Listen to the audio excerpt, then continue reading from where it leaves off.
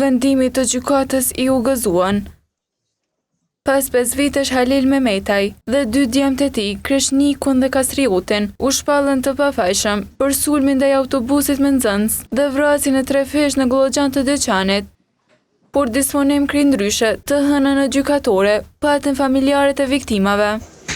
Të pandiurit Kastriot dhe Kreshnik Mehmetaj me shërimet personale si në shkresat e lëndës, për veprën penale si në dispozitivin 1 të akt akuzës, lirohet nga akuza. I pandehuri Halil Mehmetaj me shërimet personale si në shkresat e lëndës, për veprën penale si në dispozitivin 2 të akt akuzës, lirohet nga akuza.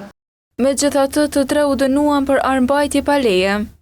I pandehuri Kastriot Mehmetaj lirohet nga akuza, që po të bëjë me veprën penale mbajtje pronësi kontrollës së posedim të paautorizuar të armë nga ligjin 366 paragrafi 1.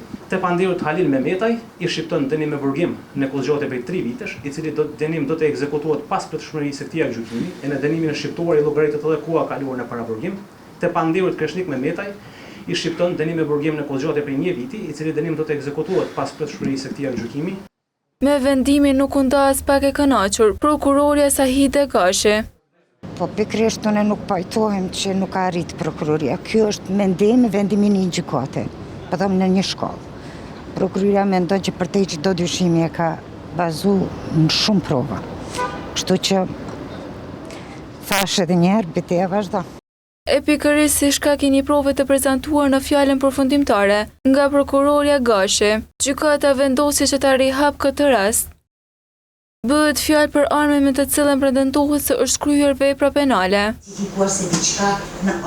Vrasja është kryer me qëllim hakmarrje ndaj shoferit të autobusit. Prokuroria e ka ndërlidhur këtë vrasje me vetvrasjen e H.M. në vitin 2020, e cila ishte e bija e të akuzuarit Halil Mehmetaj. Në gjykim kanë dëshmuar edhe 2 prej nxënësve të cilët ditën kritike ndodheshin në autobus. Megjithatë, 3 të akuzuarit që prej arrestimit e kanë mohuar përfshirjen e tyre në njërin prej rasteve më të rënda në Kosovën e pasluftës.